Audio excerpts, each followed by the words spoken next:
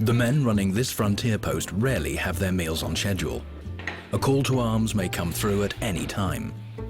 Life here is challenging, being so far removed from the mainland. The Kuril Islands, Russia's easternmost territory. They're situated 7,047 kilometers from Moscow, but little more than 20 kilometers off the coast of Japan. Watchtower 4 calling base. Base here, go ahead. Target located. He is heading towards the river mouth. He's not responding to calls. We'll be there in 10 minutes. Message received. Unit to arms. As soon as the alert is sounded, all hands are on deck. Sailing in the sea around the Kuril Islands, even in a small boat without permission from the border guards, is committing a grave offense. There is a long-running dispute over this territory between Japan and Russia. Japan has been demanding that Russia return 4 islands of the Kuril Range. Russia insists that this area belongs to them. The islands were legally transferred to the Soviet Union in the wake of World War II. One of the Pacific's richest waters is nearby. It's something to protect and fight for.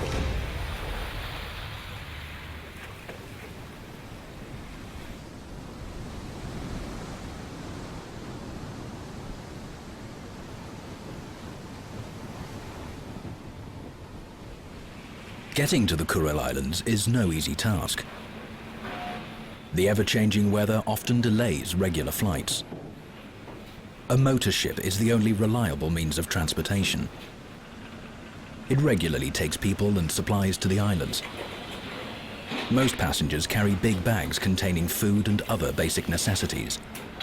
Such items are very expensive on the islands, given that the Kurils are far removed from the mainland. Some of the passengers are locals returning from vacation. Others are fishermen. The design of the ship makes it possible for it to navigate even in the Arctic. Summer temperatures in the Sea of Okhotsk never rise above 8 to 10 degrees Celsius. In winter, ships have to pave their own way through the large ice floes. Bow engine slow to port. Bow engine, slow to port. Stern to aft. Stern to aft. Captain Alexander Belyakov first studied maps of this area when he was still a naval cadet. After the collapse of the Soviet Union, he was surprised to find that the Japanese maps of the Kurils differed from the Russian ones. The Japanese still have their own names for the islands in their nautical charts, but I believe that these are our islands, and they should be called the way we name them. On May the 9th, people on each of the 3 inhabited islands of the Kuril Ridge, Kunashir, Shikotan, and Iturup, commemorate the fallen of World War II. Following victory over Germany, the first landing parties of the Soviet army arrived on the Kurils in August 1945. Under an agreement with Britain and the United States, the Soviet Union declared war on Japan in exchange for the annexation of those territories.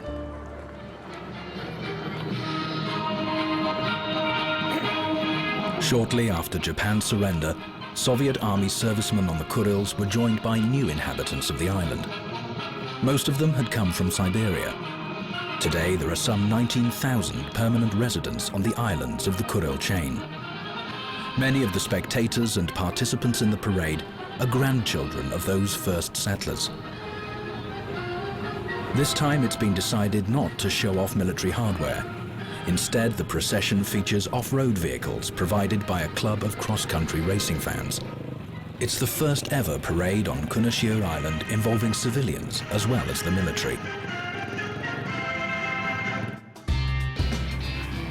Off-road vehicles have been the main means of transportation around Kunashir ever since the arrival of the first settlers. The elongated island extends for 123 kilometers from east to west. There were no roads back then. For that reason, it would take several days to get from one point on the island to the other. The first Russian inhabitants could hardly have dreamt of racing on the sandbanks in off-road vehicles. In the old times, the strictest rules applied to those wishing to go to the Pacific coast. Only a short while ago, watchtowers stood here within sight of each other. However, most of the island is still uninhabited, just as it was under Japanese administration. We all know one another. The village is like a club. I want to see progress on the Kurils because I can't say everything's okay here. But I don't think giving them up is a good idea. For a start, they'd love to have the Kurils. But then they'd have to ask for something more. I'm against that.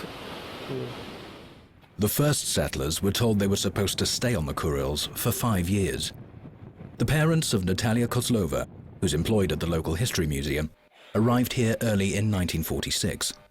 After the war, Natalia's parents were promised jobs with good salaries. Some brought cows along, others barrels filled with earth. The newcomers didn't have the foggiest idea about what life on the Kurils would be like. A man, for example, managed to fashion the bottom of a barrel into a frying pan. Here it is. The family never thought of getting rid of it. There were 9 children in the family. Until 1947, Russians and Japanese worked together on the Kurils. They even joined public processions marking Soviet national holidays. There was a time when Natalia Kozlova's father was a fisherman aboard an old Japanese schooner. Many years later, he met a fellow fisherman from Japan who used to work alongside him in the same crew. That was after the collapse of the Soviet Union. Many years had passed when I found a Japanese fisherman who worked with my father. I arranged for him to come to Kunashir Island. It was a very moving scene. 2 men who had once worked together before and had to go their separate ways. They hugged each other and burst into tears. By mid-1947, all Japanese living on the Kuril Islands had been expelled. The move had been approved by Stalin. Many of them thought they could return sometime later, but the Japanese villages were razed to the ground. There was nowhere to go back to. Before his retirement, Anatoly Mamotov was a trawler captain. Several years ago, his counterparts from Japan showed him an old map of Kunashir, pinpointing what were once Japanese settlements. It sparked Anatoly's interest in archaeology.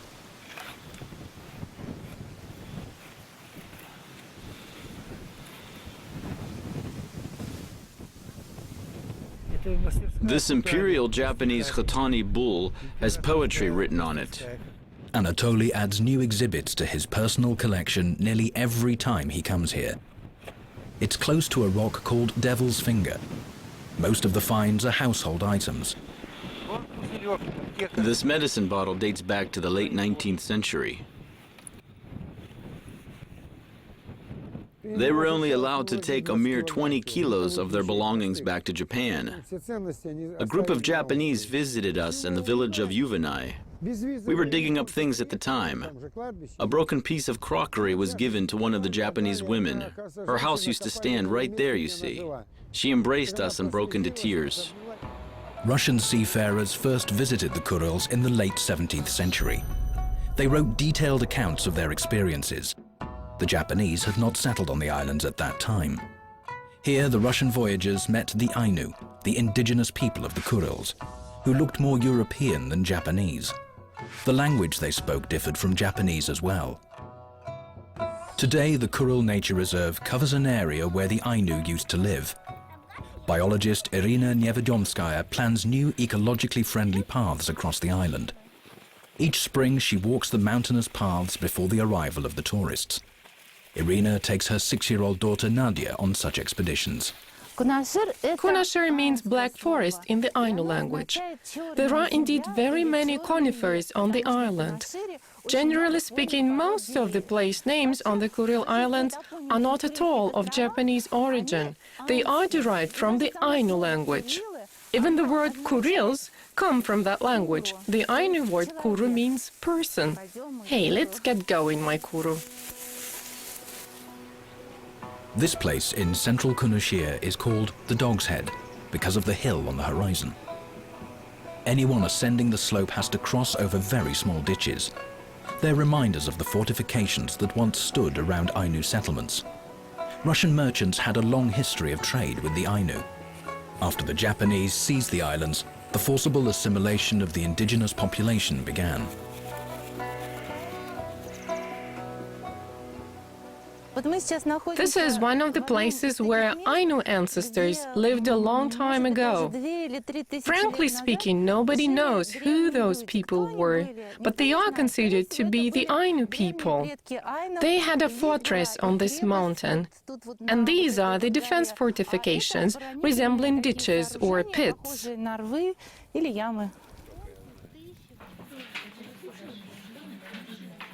Teachers in the local school don't need to bother coming up with a theme for art class. They simply let the youngsters show their vision of the Kurils in their drawings. The result is a kaleidoscope of different pictures detailing the oceans and volcanoes, something that most children in Russia only see on postcards. But these children need only look out of the window. Later, the pupils will give some of their creations to the Japanese who will visit the Kurils several times a year. The school children prepare performances for each of these visits.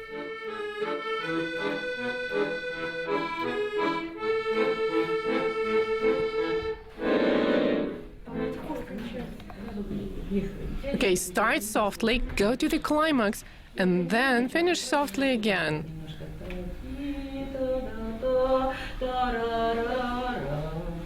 Sofia Zaika has graduated from music school.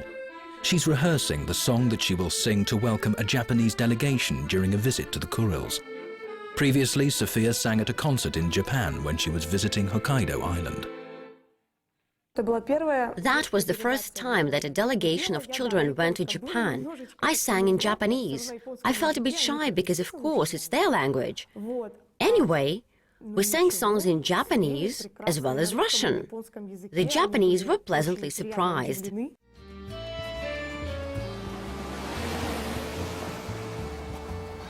In spite of the mutual visits and cultural exchange programs, the territorial dispute has gained new momentum in recent years. The mainland is well looked after, but here we live almost in the wild. I thought I would only stick around here for a while, but before I knew it, I had spent 33 years in this place. My children have all grown up. You could say I've taken root here. Despite attempts by Soviet authorities to weed out memories of the Japanese chapter in the history of the Kurils, local settlers have been able to preserve several old cemeteries. They look after them even though they're situated far away from modern-day settlements. The high winds that blow with the arrival of spring often ruin the flowers planted near the graves. Only a handful of locals speak Japanese, but many others don't need translators to understand the meaning of some symbols and names. The island is strewn with such graves. There are no archaeologists or other people capable of identifying them, but one thing is clear. This symbol means that the man belonged to the samurai. It says that he was a warrior. The Soviet authorities took an earnest view of the need to defend the Kuril Islands. There was a possibility that a military conflict could erupt between the Soviet Union and Japan. Since then, these relics of the Cold War have fallen into decay. Today, they're child's playthings, but in their prime, these tanks were carefully disguised artillery. Residents were not supposed to come anywhere near them. There aren't many Cold War artifacts around here now, though years ago they were scattered all over the seashore. No peace treaty has yet been signed with Japan, and these artifacts serve as a reminder of the fact that there is no war, but there is no peace either. Irina's daughter Nadia was born on the Kuril Islands. In the spring of 2012, Japan's government softened its stance on the Russian islanders. No longer is the presence of Nadia and her fellow residents a case of so-called illegitimate occupation. As for Russia, its position on the Kurils remains unchanged. The outcome of World War II is final and is not subject to revision.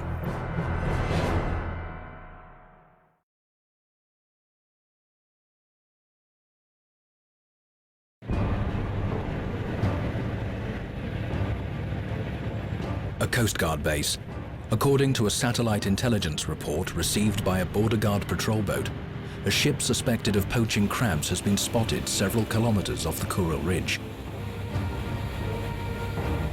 In a recent development, the Border Guard Service has been tasked with protecting marine biology as well as monitoring the border.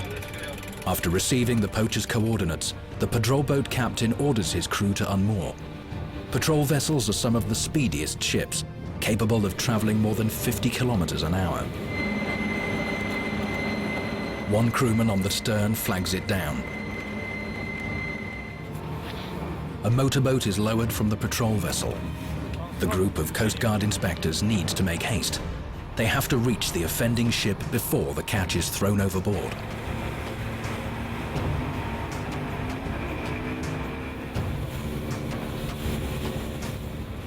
This poaching vessel is an old and battered Japanese schooner, flying the flag of Cambodia. Poachers often register their vessels in small Asian countries, which agree to register any ship, no matter how dilapidated it might be. It's now clear that the satellite report is correct. The hull contains around 17 tons of young crabs. They will have to be released back into the sea. The captain has no permission to fish in Russian territorial waters. What do you expect me to do? I see no point in taking the blame and doing somebody else a favor in the process.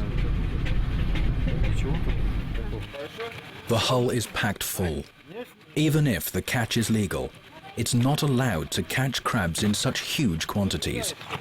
Scales are brought out to check the exact weight of the contraband. Finally, the border guards tell the captain of the trespassing ship to release the crabs into the sea. They're lowered to a designated depth where they can survive in a natural environment.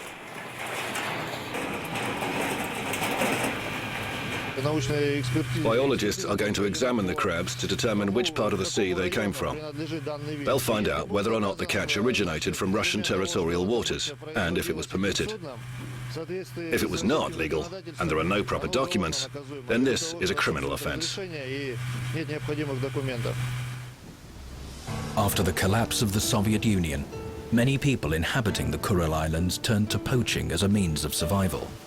They used outdated schooners to take their catch to Japan for sale.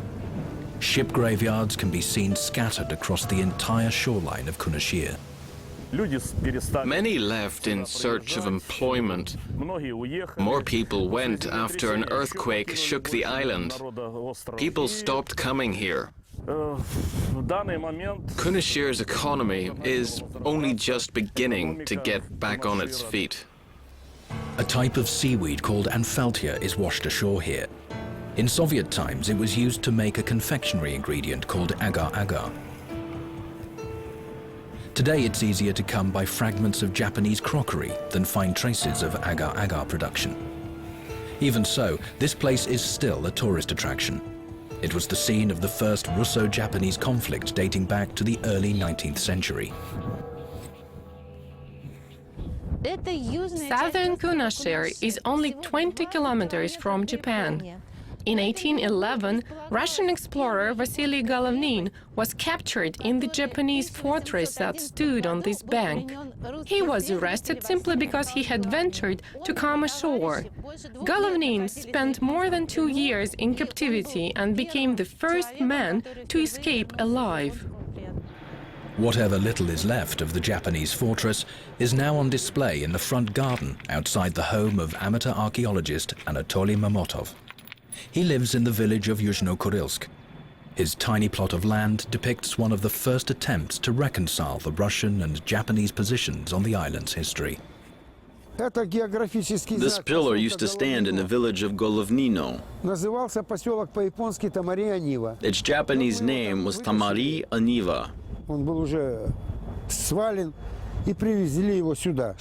A few years ago, we brought it here and have kept it since then. I brought this cherry tree from the former Japanese village of Uvenai. This is an old wrought Japanese anchor for schooners. Next to it is a Russian steamship anchor. These two kabuki actors were painted on the sake cups that I had dug up here. I asked local artists to make the stencil. Most of the visitors here are pregnant women and young mothers with proms. I can see their admiring eyes as they pause here. Some of the villagers make approving remarks, but others shout at me saying, "You are crazy." Okay, I am crazy if you will. Many locals left the Kuril Islands in the 1990s, but painter Anatoly Borysyenko settled here at that time. He made his home in an old factory office. In 2006, Anatoly experienced the horror of a typhoon. That was in October 2006. The waves went up as far as those hills. Everything was washed away. 5-ton slabs were floating around, right here. That gate was gone. A car left here by my neighbors was overturned. The wind hurled a large stone into a barn.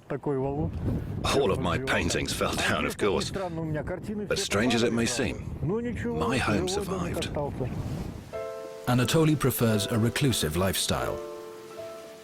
He only visits the nearby village of Yuzhno-Kurilsk a few times a year. The artist considers the Kurils an ideal place for his creative work. Nothing here distracts him. In fact, Anatoly spends little time in the workshop. Rather, he likes to work on the seashore. He paints at any time of year, come rain or snow. The Emperor's bathtub is some 30 meters away. They say Japan's emperor used to be brought here in 1942, 43. The bathtub had been hollowed out in a rock. When the tide comes in, it's filled with water. When it goes out, it gets warm.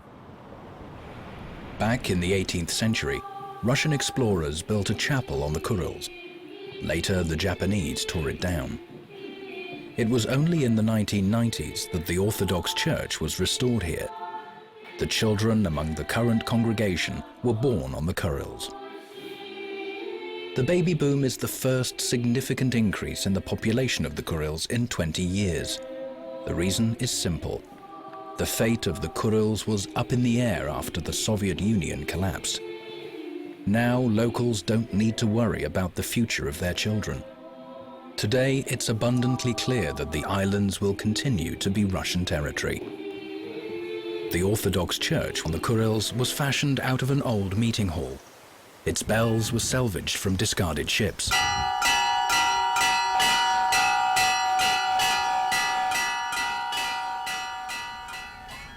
The locals often express their displeasure with the region's severe climate, lack of roads, its outlying geographic position, and high prices in the shops.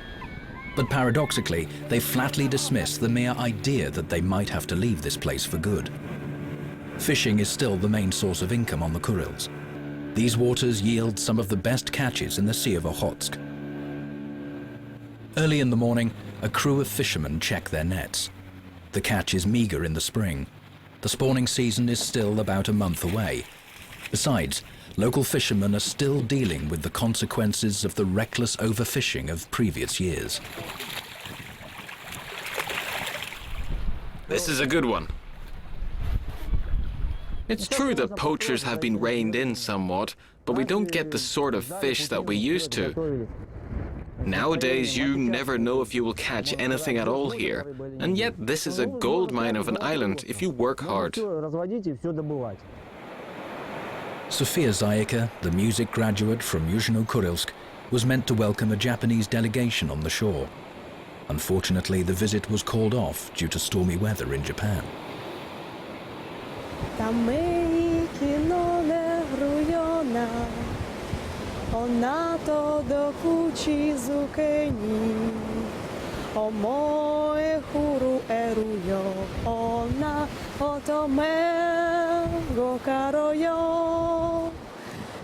This folk song originated in Japan, but when Russia adopted it, the tune became so popular that its origins were mostly forgotten. Sofia will soon bid farewell to the Kurils. She will head to the mainland, where she hopes to earn a place at a music university. For the entrance exam, she will sing the same Japanese song. The weather turns foul towards evening. The storm that formed over Japan will soon reach the Kurils. A passenger ship is getting ready to depart from Kunashir Island. Igor Fakhodinov, leaving port, requests permission for departure. Departure approved.